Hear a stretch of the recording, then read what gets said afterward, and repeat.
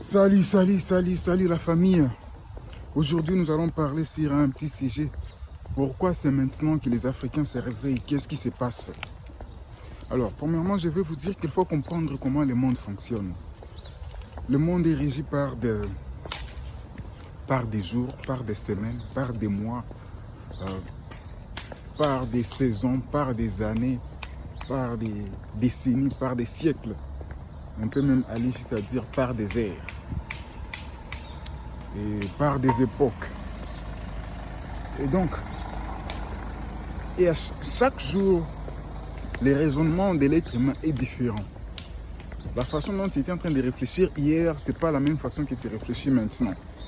Raison pour laquelle on dit toujours que la nuit porte conseil. Pourquoi la nuit porte conseil? Parce que un nouveau jour est une nouvelle réalité. Chaque mois, le monde est différent. Vous pouvez vous dire que non, un jour c'est pas beaucoup. Pour voir si un jour c'est pas beaucoup, il faut voir un enfant qui vient de naître. Dans un jour, il a grandi. Donc il n'est plus comme il était hier. Sa figure est même transformée. Dans une semaine, vous voyez une différence totale. Dans un mois, vous voyez une différence totale. Vous trouvez qu'un mois c'est petit quand vous êtes déjà très grand. Mais il faut voir dans les petites choses pour voir la grandeur d'un mois. À plus forte raison, la grandeur d'une année ou la grandeur d'un siècle. Pourquoi je dis ça? À chaque fraction de temps,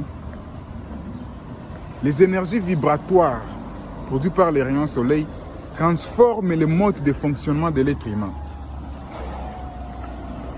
Et raison pour laquelle vous allez voir qu'il fut un temps, personne ne se disait que c'est pas normal de vivre sans énergie électrique. Pendant des millions et des millions d'années, les gens vivaient et trouvaient que leur vie était normale. Mais il fut un moment, les énergies vibratoires des rayons soleil ont transformé le mode de fonctionnement. Ils ont commencé à se demander, mais comment il n'y a pas d'énergie? Pourquoi nous vivons sans lumière la nuit?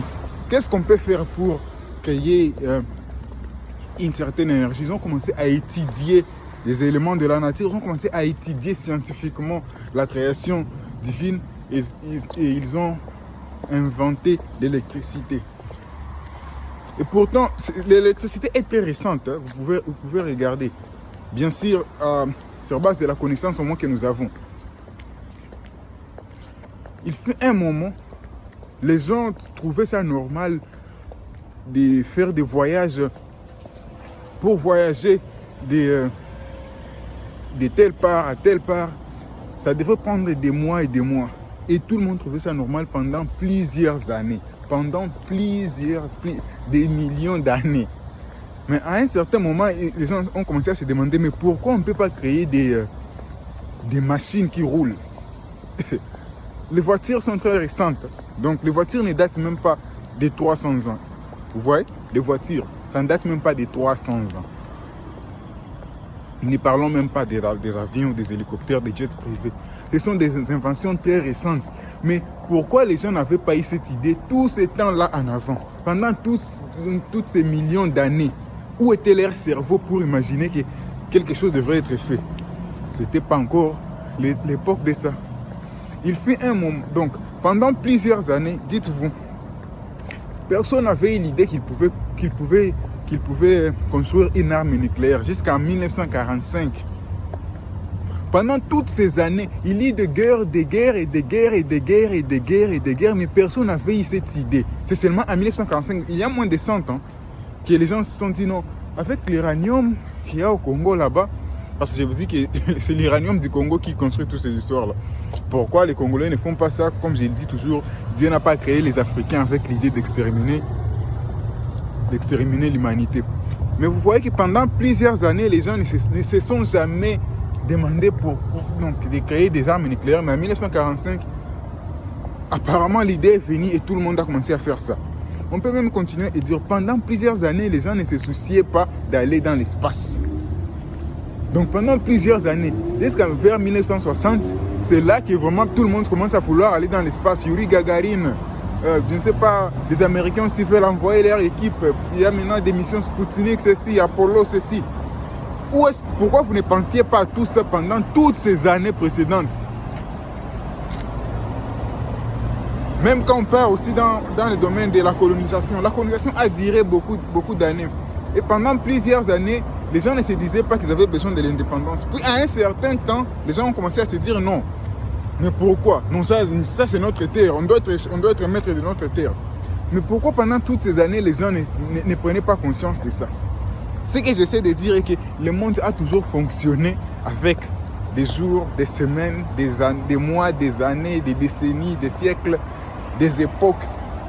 Et à chaque fraction de temps, les énergies vibratoires des rayons du soleil transforment le mode de fonctionnement, de raisonnement de l'être humain.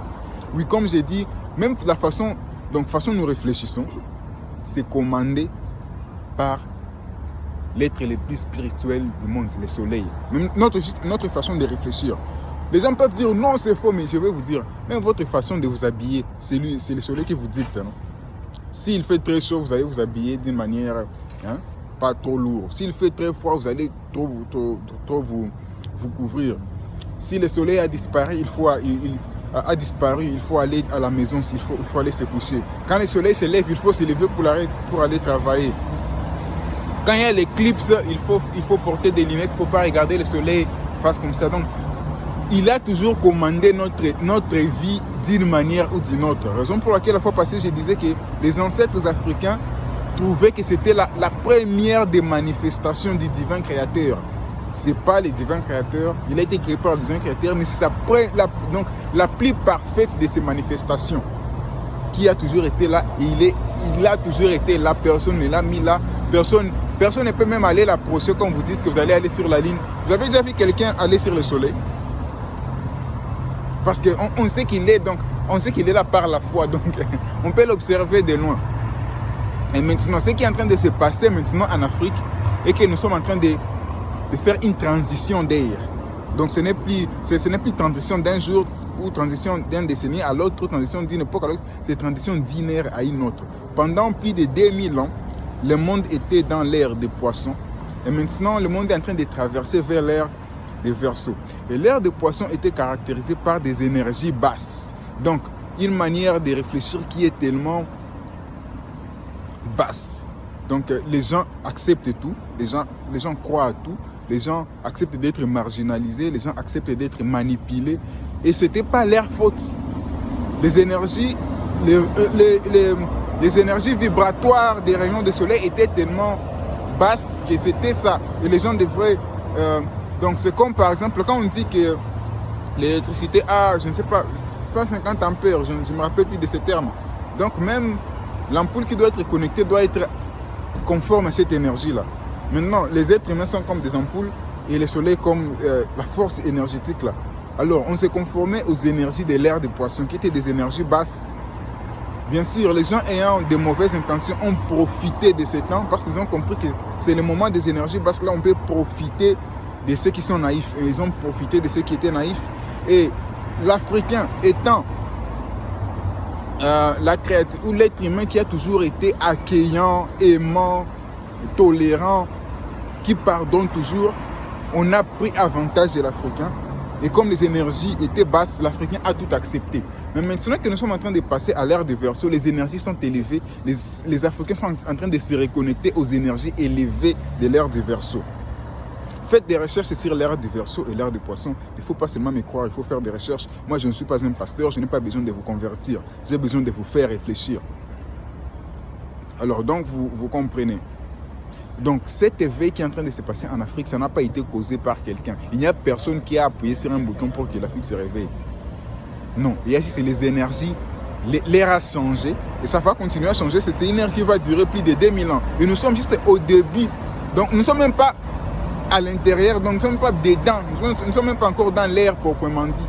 Mais quand même, vous voyez déjà, nous sommes énergétiquement connectés.